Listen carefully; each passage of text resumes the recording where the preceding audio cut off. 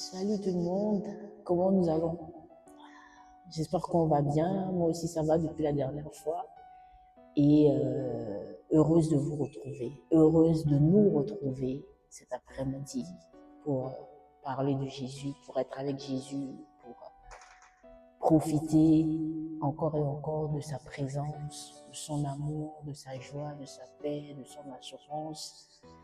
Et voilà, que le Seigneur nous transforme davantage à son image et c'est sa volonté.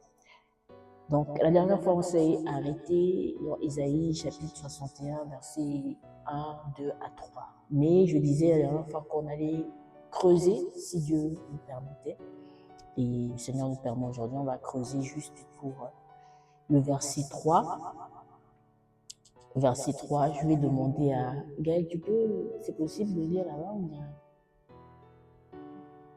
Bon, excusez, hein, j'ai pris Gaëlle au dépourvu. Mais elle est toujours prête, donc c'est ça, c'est ce qui est bien. Lire quel texte? Isaïe 61, verset 3. Je vais lire dans la version Semeur. Isaïe 61, verset 3.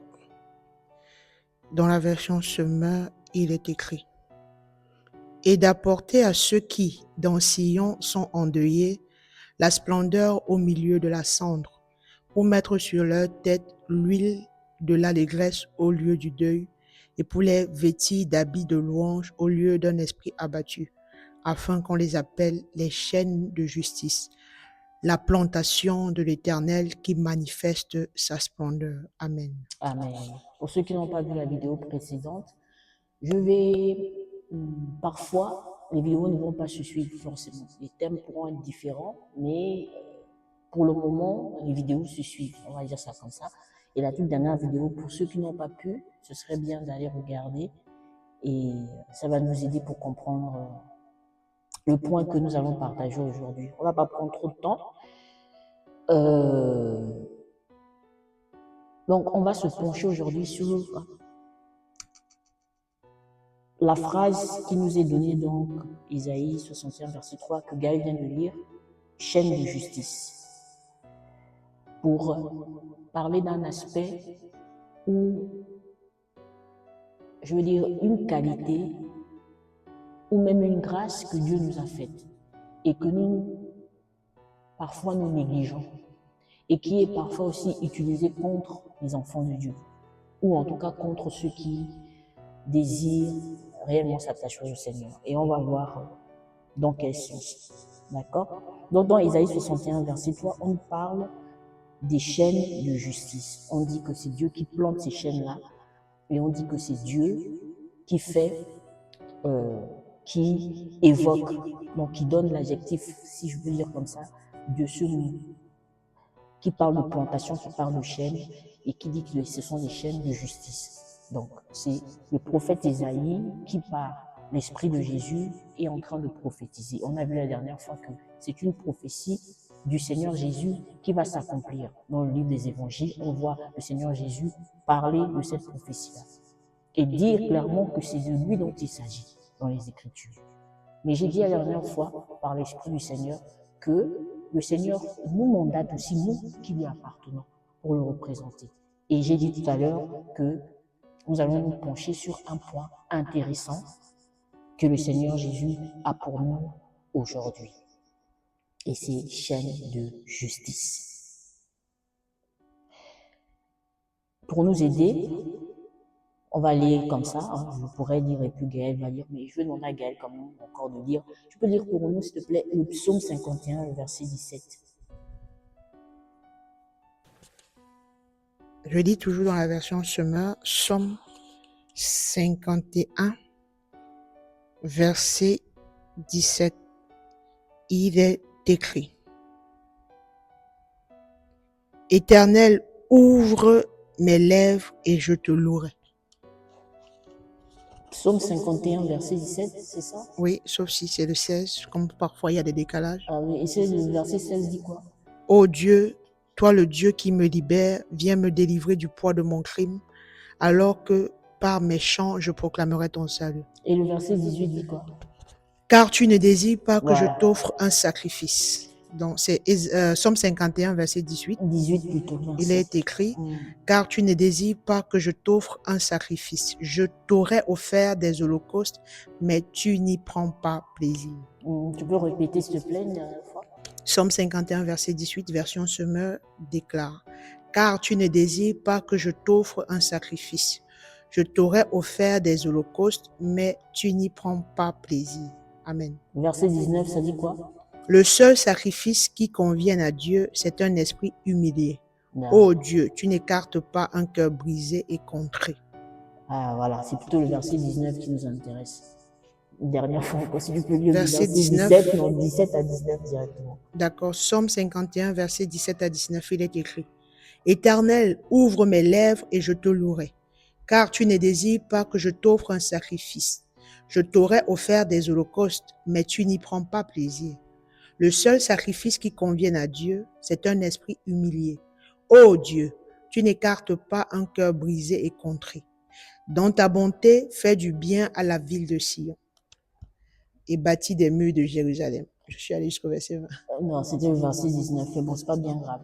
Donc ici, dans le verset 17 et verset 19, la parole de Dieu, non, 17 à 18, c'est 19 là-bas, non? Tu vas aller jusqu'à 20. Voilà. Ok. La partie qui nous intéresse, c'est la partie où le psalmiste dit que le Seigneur n'agrée pas, ne veut pas des sacrifices. Pourtant, quand on regarde dans la parole de Dieu dans l'Ancien Testament, dans la loi de Moïse, Dieu demandait au peuple d'Israël de faire des sacrifices.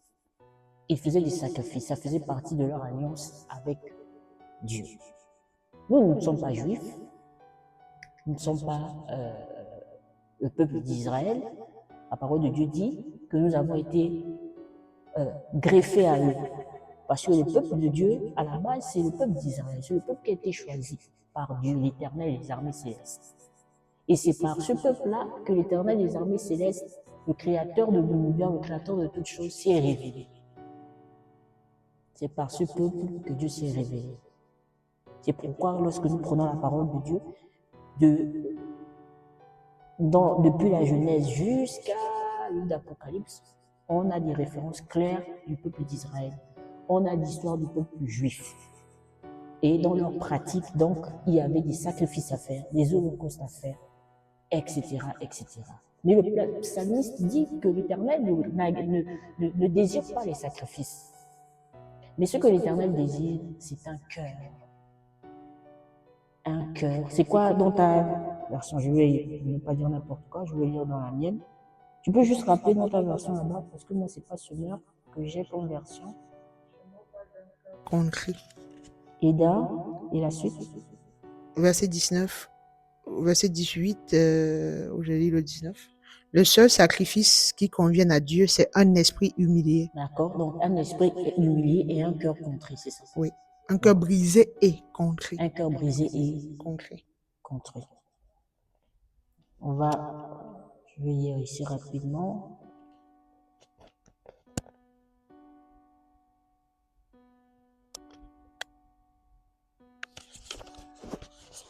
Isaïe 51.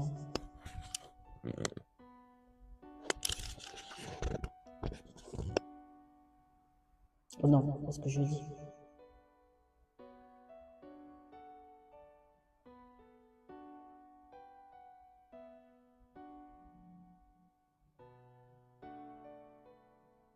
Ne vous inquiétez pas, les amis, on y est. Psaume 51. Verset 17 dit, les sacrifices qui sont agréables à Dieu, c'est un esprit brisé. Ô Dieu, tu ne daignes pas un cœur brisé et contré. Donc, le psalmiste ici dit que les sacrifices qui sont agréables à Dieu, c'est un esprit brisé. Réfléchissons un instant. Mais alors, pourquoi Dieu a permis que son peuple, le peuple d'Israël, puisse lui offrir des sacrifices? Puisque, en réalité, les sacrifices que Dieu agrée, qui lui sont agréables, c'est un esprit brisé, et que Dieu ne dédaigne pas un cœur brisé et contré. Essayons de réfléchir à ça. Pourquoi Dieu prend plaisir à un esprit brisé plus qu'à des sacrifices? Pour nous aider à avancer, tu peux lire 1 Pierre 2, 24 pour nous, s'il te plaît. Pierre 2, verset 24. verset 24. Il est écrit: Il a pris nos péchés sur lui et les a portés dans son corps, sur la croix, afin qu'étant morts pour le péché, nous menions aussi une vie juste. Oui, c'est par ces blessures que vous avez été guéris. Alléluia. Amen. Merci beaucoup, Gaël. Donc, dans 1 Pierre 2, 24, on nous parle de quelqu'un qui nous a justifiés, pour résumer. La personne nous a justifiés et a pris nos maladies. Cette personne a accepté d'être brisée, d'être blessée, de subir tout ce qu'il a subi pour un but. Nous donner la guérison, oui, mais pour nous justifier. Et dans Ésaïe 61, verset 3, on nous a parlé de chaînes. On nous dit des chaînes de justice qui représentent le peuple de Dieu, qui représentent les enfants de Dieu, qui représentent les élus de Dieu. C'est une image que Dieu révèle à nous qui sommes ses enfants et à ceux qui ne le connaissent pas encore, pour que ces personnes puissent réaliser, ceux qui sont déjà enfants de Dieu, comment Dieu les voit, comment Dieu nous voit, ce que Dieu dit de nous qui sommes ses enfants, et pour ceux qui ne le connaissent pas encore, qui réalisent la place que Dieu donne à ceux-là qui lui appartiennent. Donc, on nous parle ici de chaînes de justice. De chaînes dans la parole de Dieu, on voit ça beaucoup. Il y a chaîne, il y a térémètre, il y a plein d'arbres que la parole de Dieu cite. Et quand on parle du chêne ou un chêne, c'est un arbre connu pour sa force. C'est un arbre qui était connu pour sa force.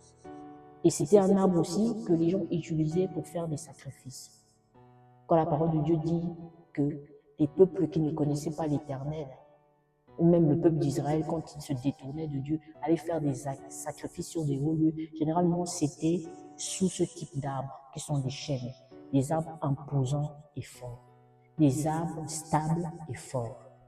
Ce que le Seigneur Jésus veut nous dire cet après-midi, pas veut, ce que le Seigneur Jésus nous dit cet après-midi, c'est qu'il est celui qui donne la stabilité, est celui qui nous donne la force. Mais ce n'est pas une force ou une stabilité juste parce que le Seigneur Jésus, par son esprit, veut juste faire des choses parce qu'il s'ennuie ou, bon, voilà, nous sommes là, on est à l'église par exemple, on vient parce qu'il faut venir à l'église. Non, le Seigneur Jésus nous dit ces choses parce que parmi nous, il y a des personnes qui ne connaissent pas ce que c'est que d'être stable, qui ne connaissent pas ce que c'est que d'être fort. Et la parole de Dieu nous dit que la stabilité et la force, c'est Jésus qui donne cela. On a vu dans 1 Pierre chapitre 2, verset 24, c'est que le Seigneur Jésus a subi pour nous. Réfléchissons un instant. Si cette personne n'avait ni force ni stabilité, il aurait été impossible pour lui de sauver qui que ce soit. Impossible de sauver qui que ce soit, impossible de justifier qui que ce soit. C'est important. Parce que parfois nous rendons aux hommes ce qui est attribué à Dieu, ce qui est attribué à Jésus. Oui, Jésus passe par des gens, par des hommes, par des femmes, pour se révéler, pour se manifester, pour toucher, pour bénir, pour guérir. Mais ça ne veut pas dire que ces personnes-là sont plus que Jésus. Non.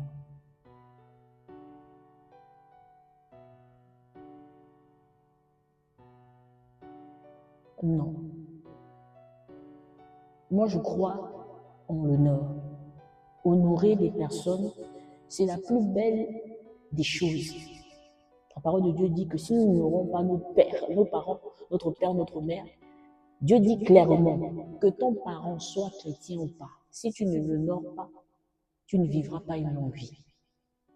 Ça, c'est clair. Dieu a déjà dit ça. Ça, c'est les conditions. En tout cas, c'est ce que Dieu a décidé de faire. Il a dit, quand je vais créer les hommes, je leur donnerai une longue vie s'ils honorent leurs parents. Et l'honneur ne s'arrête pas qu'aux parents. On peut honorer nos aînés, on peut honorer même les tout petits, on peut honorer nos frères et sœurs, on peut honorer nos responsables à l'église, on peut honorer même, je dirais même ça comme ça, des personnes qui sont des guides, des conseillers dans nos vies. On peut et on doit les honorer. C'est important. Mais ce n'est pas parce que Dieu dit qu'il faut honorer ton père et ta mère que tu ne peux pas t'asseoir aussi pour réfléchir. Si ton père et ta mère te demandent de faire quelque chose qui est contraire à Jésus, tu ne vas pas dire non, contraire à la volonté de Jésus, à ce que Jésus dit. Tu ne vas pas dire non. Jésus, puisque tu as dit qu'il faut honorer mes parents, moi je dois les honorer, peu importe ce qu'ils me demandent de faire. Non. Là, ce sera agir comme un insensé. Être avec Jésus, connaître Jésus, ce n'est pas d'agir comme des insensés, c'est aussi réfléchir. Ça veut dire que même si Jésus a dit quelque chose et que nous obéissons à cette chose, nous devons toujours rester soumis à ce que Jésus a dit. Toujours. C'est important. Et pourquoi nous parlons de ça? Pour quelque chose de très simple. C'est que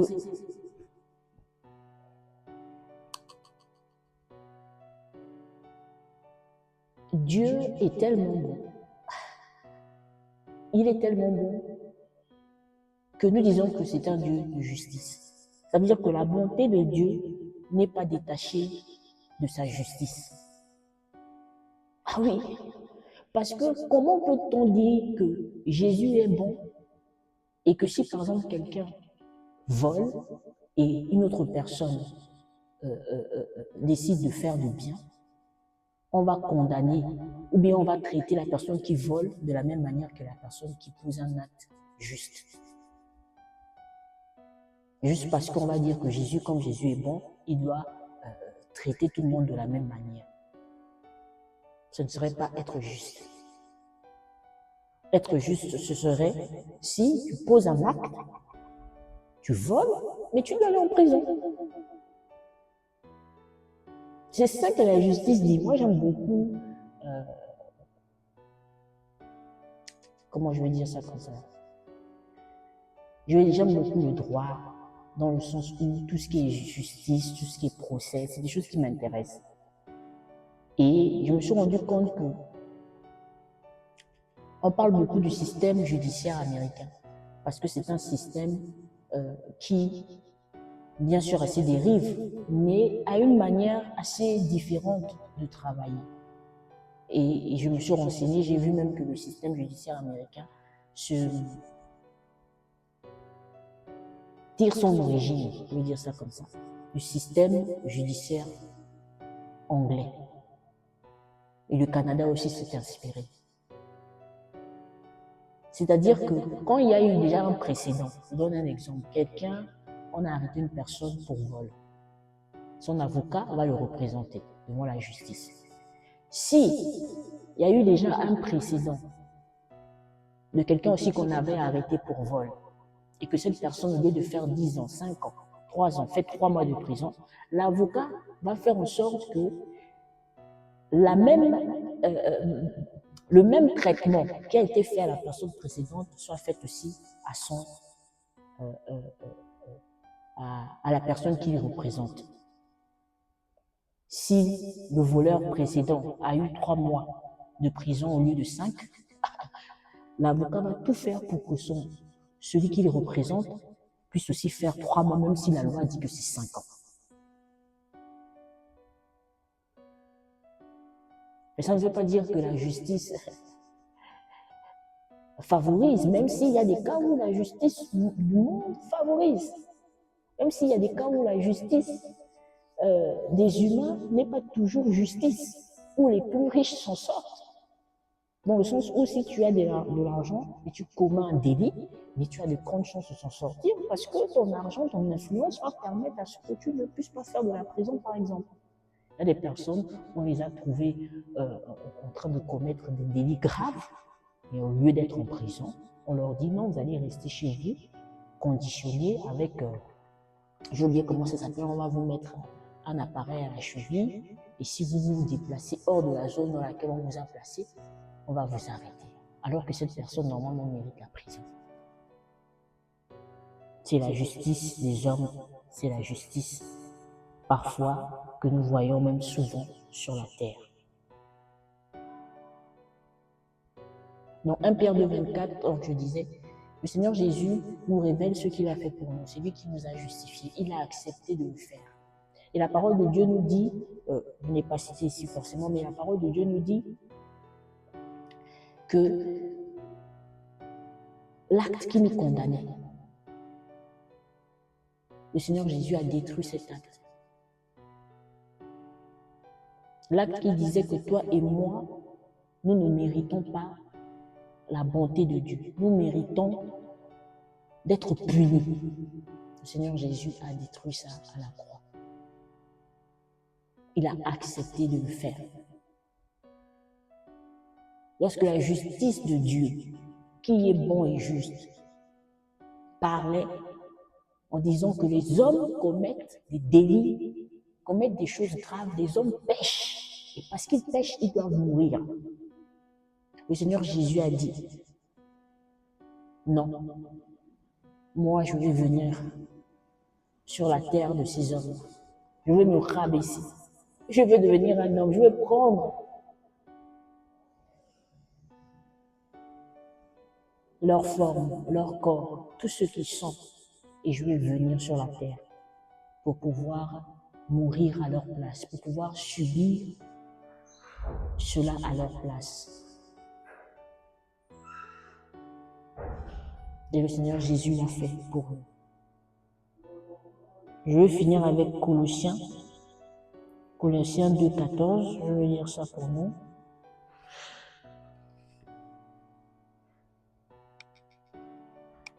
Colossiens 2, verset 14.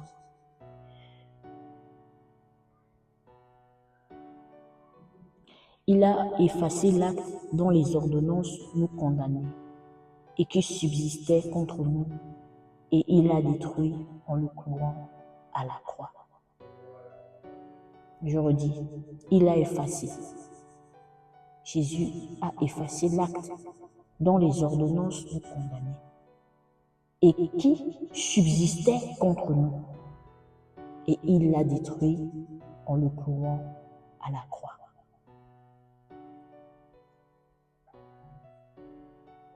C'est ça la bonne nouvelle pour nous cet après-midi. Parce que comme j'avais dit déjà une fois, on est prompt à juger, à condamner.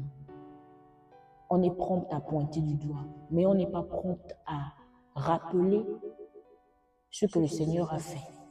On n'est pas prompt à nous souvenir de ce que le Seigneur a fait pour celui ou celle qui peut-être aujourd'hui est dans une situation. Il y a cette femme qui a été saisie, trouvée en flagrant délit d'adultère. On l'amène devant Jésus et on est prêt, les hommes qui sont là, sont prêts à la lapider, sont prêts à appliquer la loi qui dit que si une femme est attrapée en train de commettre de l'adultère, elle doit être lapidée, elle doit mourir. On l'emmène devant le Seigneur Jésus.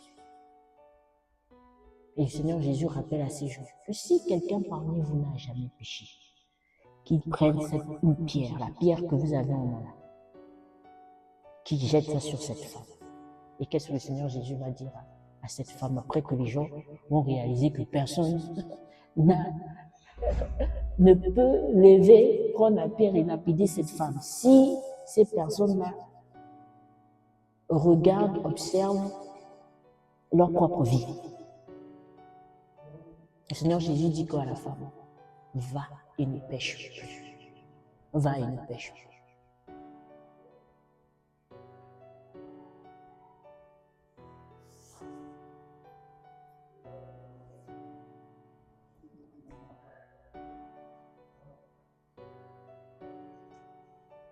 J'étais en train de, avec mon responsable, mon responsable qui passait là, donc on a dit d'honorer, il faut toujours honorer. Donc elle même, elle est dépassée, elle me dit, mais c'est tranquille. Donc, cette femme-là, on l'a plus lapidée. Elle s'est levée et elle est partie. Le Seigneur a dit, va et ne pêche plus. Alléluia. Va et ne pêche plus. J'ai dressé pour nous quelques points. J'ai dressé pour nous quelques points.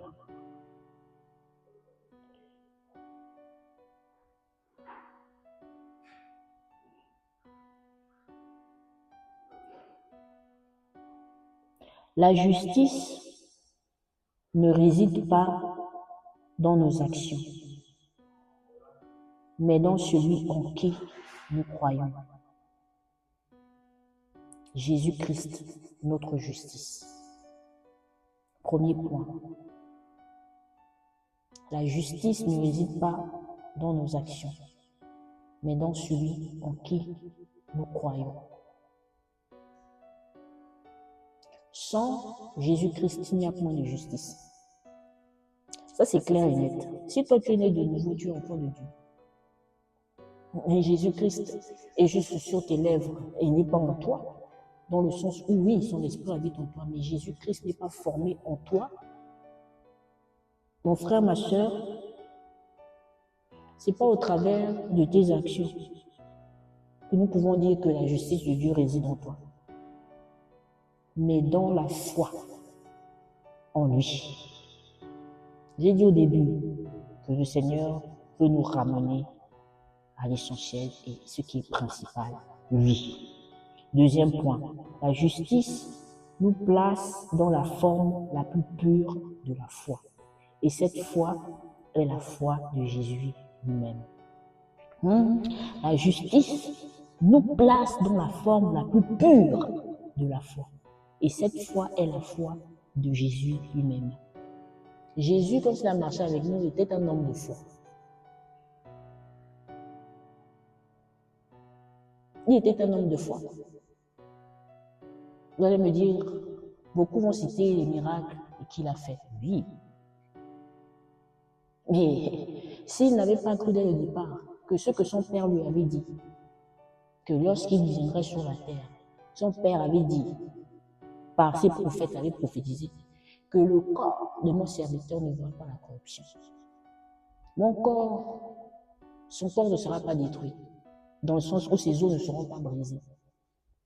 Puisque c'était normalement l'acte qu'on posait lorsqu'on crucifiait quelqu'un. Les Romains crucifiaient quelqu'un, on te brisait les os.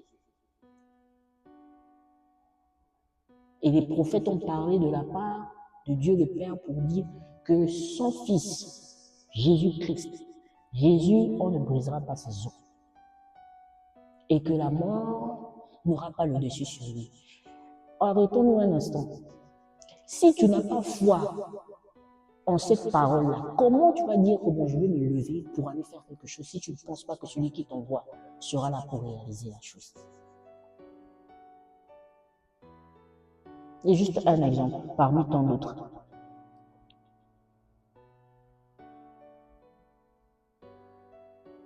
Et toutes les fois où nous marchons par la foi, nous demeurons dans la justice de Dieu. Toutes les fois où toi et moi, mon frère, ma soeur, nous sommes en train de marcher par la foi. Non pas parce que les autres ont dit, allons-y à droite. Non pas parce que on est là et puis on dit, oui, le Seigneur m'a dit de faire telle chose. Et puis quelqu'un, 10 personnes viennent, 3 personnes, même une seule personne vient dire, oui, Dieu a dit ça, il faut faire. Que tu décides de faire. Gaël est là. C'est un témoignage que je peux donner. Parce que je veux vraiment être honnête avec vous. Je ne cherche pas à montrer peut-être que non, je comprends tellement de choses, je vis tellement de choses avec Dieu, donc je vais m'asseoir devant une caméra pour... C'est pas ça mon objectif. Dieu m'est témoin. Sincèrement, mes frères.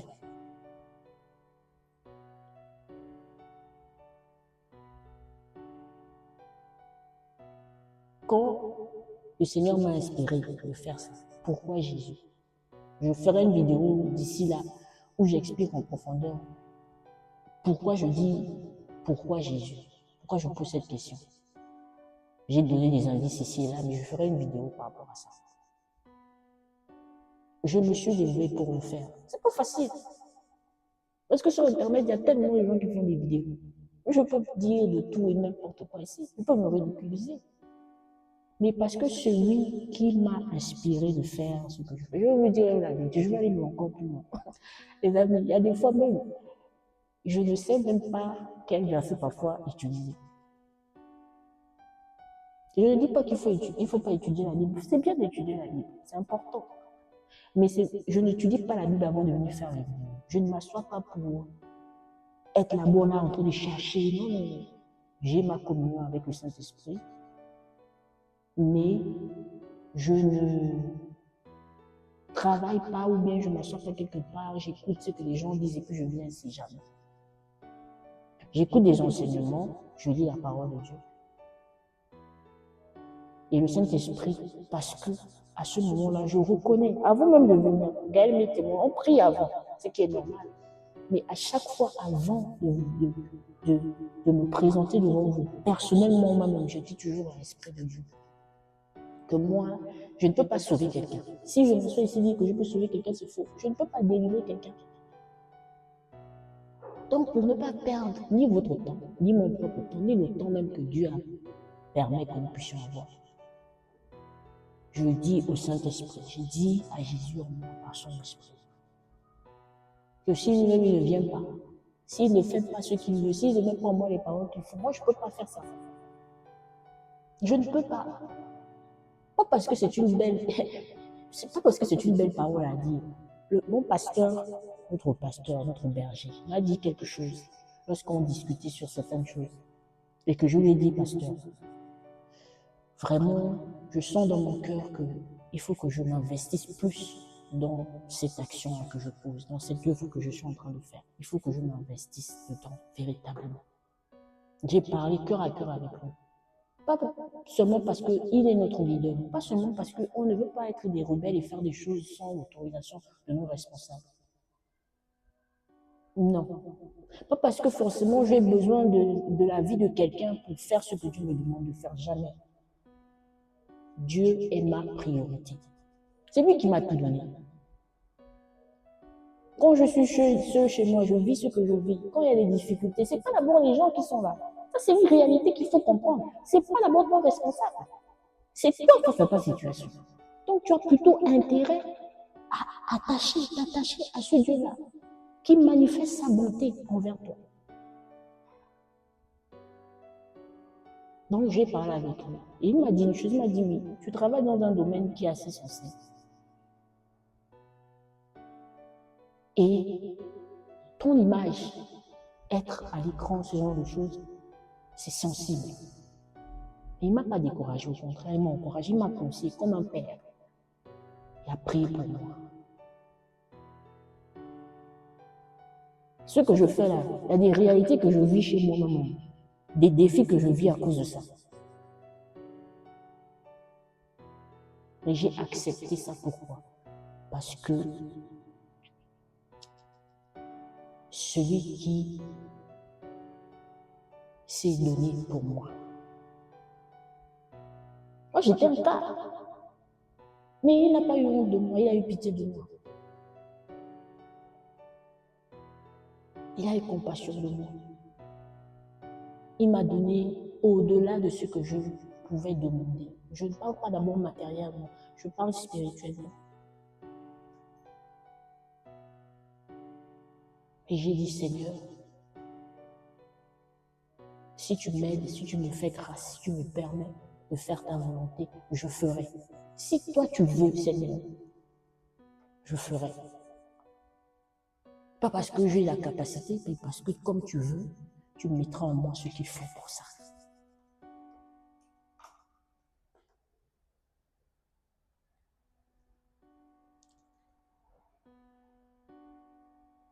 Point numéro 3. La foi se manifeste. La croyance ne se manifeste pas. La foi se manifeste. La croyance ne se manifeste pas. Souvent, nous allons confondre. Et parfois, il y a des gens qui veulent nous emmener dans tous les sens. Dans le sens où, je suis peut-être désolé de dire ça, ça paraît peut-être dur, Mais il y a parfois des bien-aimés ou de ceux qui se disent enfants de Dieu qui ne maîtrisent pas certaines choses et qui sont parfois les premiers à vouloir te conduire, me conseiller ou te conseiller. La parole de Dieu est claire. La parole de Dieu dit que la foi sans les œuvres est une foi morte. Beaucoup de gens disent qu'ils croient en Jésus. Oh, moi je crois en Dieu, je crois en Jésus, oh, je crois en ce que la Bible dit, je crois. Parce qu'il y en a aussi quand ce n'est pas écrit dans la Bible, ils ne croient pas. Ça, c'est encore autre chose. Il y en a que si ce n'est pas écrit dans la Bible, il va te dire qu'il ne croit pas. Et là même, ils vont te dire que oui, c'est écrit dans la Bible, mais aujourd'hui, Dieu ne fait plus. Ça, c'est la croyance. Ça, c'est ce qu'on appelle la religion.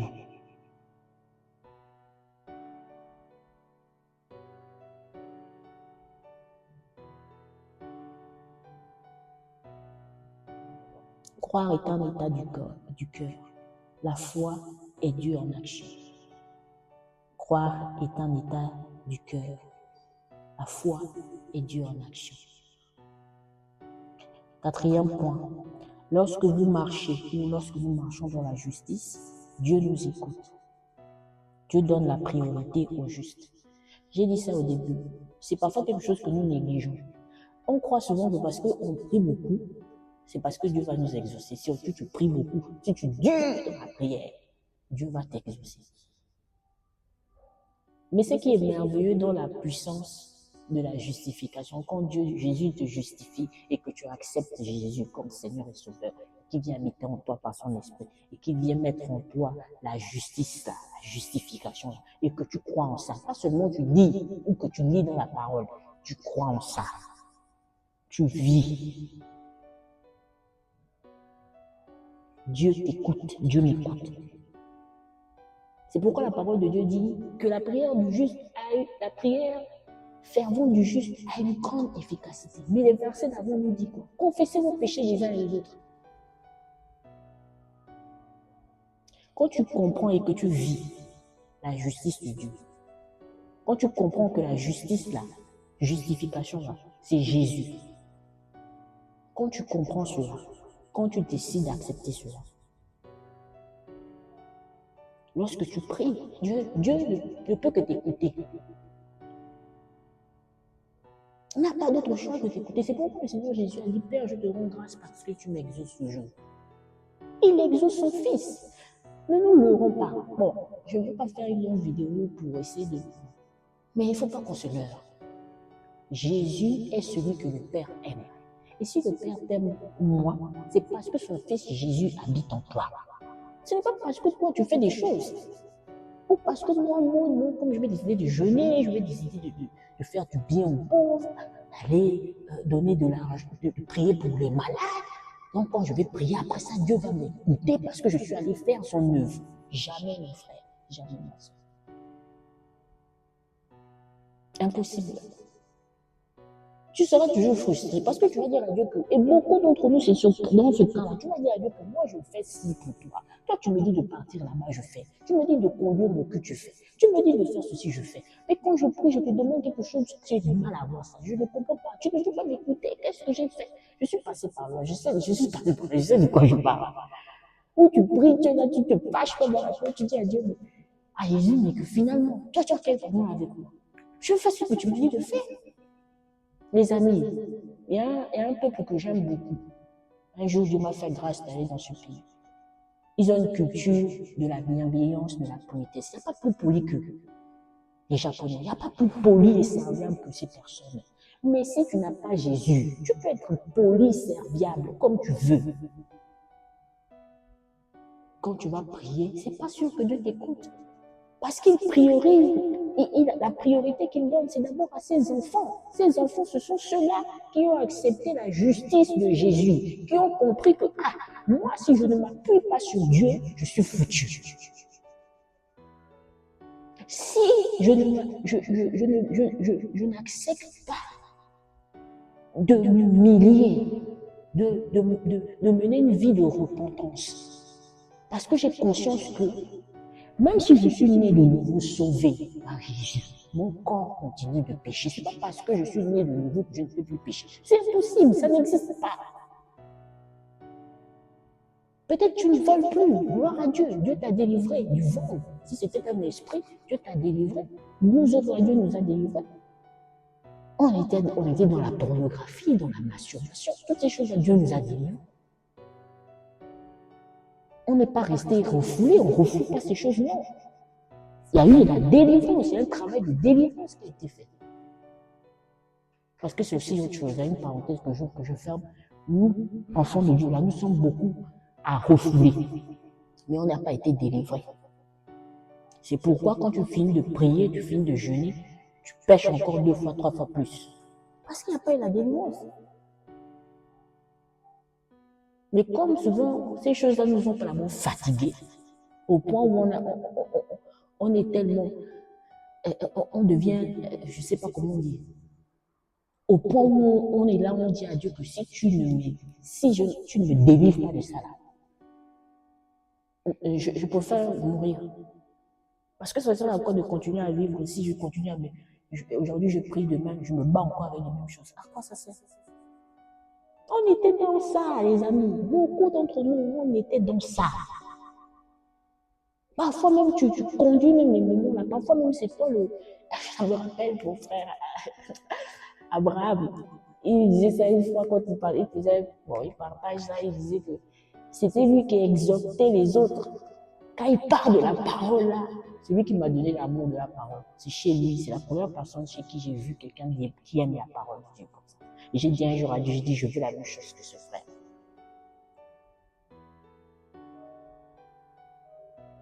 Il disait qu'il était le premier à exhorter à être là. Mais, c'est-à-dire saturé dans la pornographie.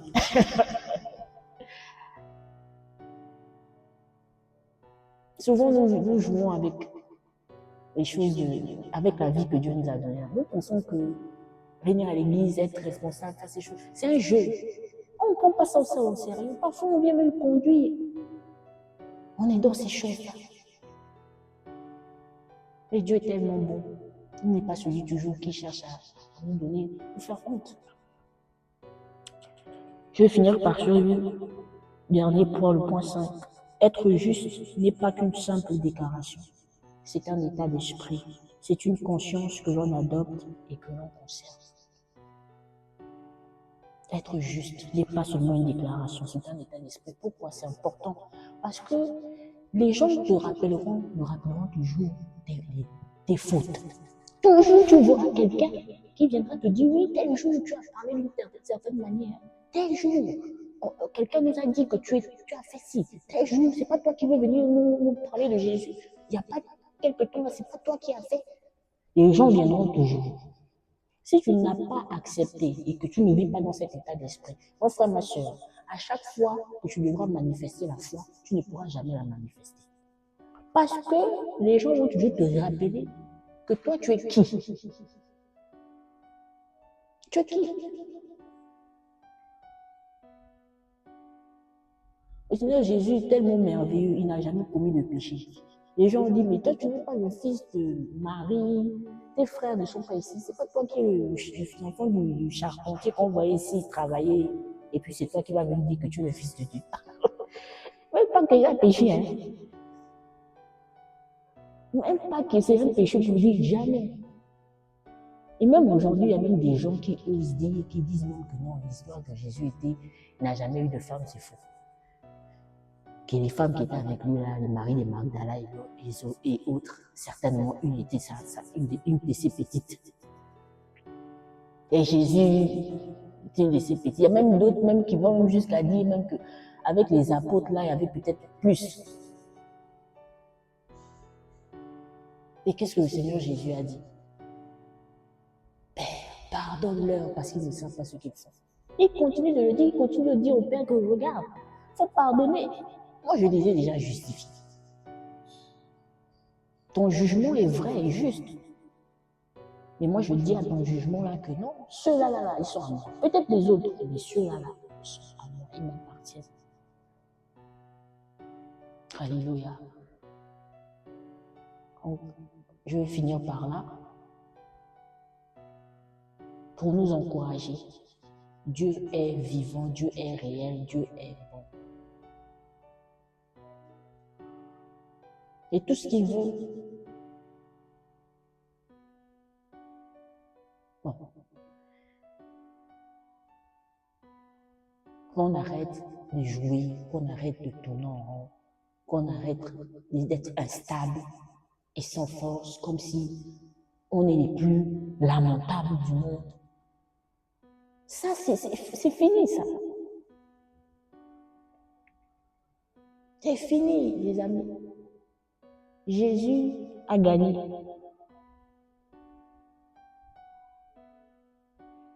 Il n'y a pas autre chose qui se passera. Il revient, il manifestera. Tout le monde saura. Ça, c'est déjà clair, c'est déjà réglé. Il veut que nous soyons des hommes et des femmes qui le connaissent. C'est bien de connaître toutes les autres choses. C'est bien. On lit la Bible, on prie. Ah, c'est super. Mais est-ce que nous connaissons Jésus?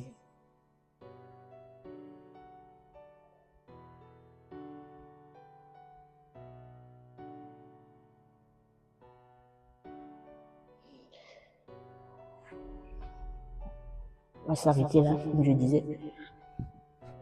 Et on se retrouve prochainement, par la grâce de Dieu. Soyez en paix, soyez confiants et que le Saint-Esprit nous donne vraiment cette stabilité-là, cette force-là. Notamment concernant la justice de Dieu et ce que Jésus a fait à la croix, ce qu'il nous a donné. Je vais finir, je vais lire encore une fois Colossiens.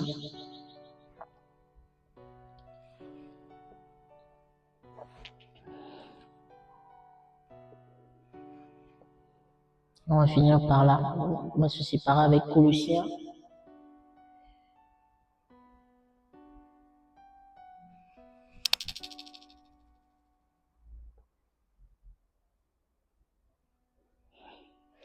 Vous qui étiez, on va lire verset 13, on va lire verset 13 verset 14.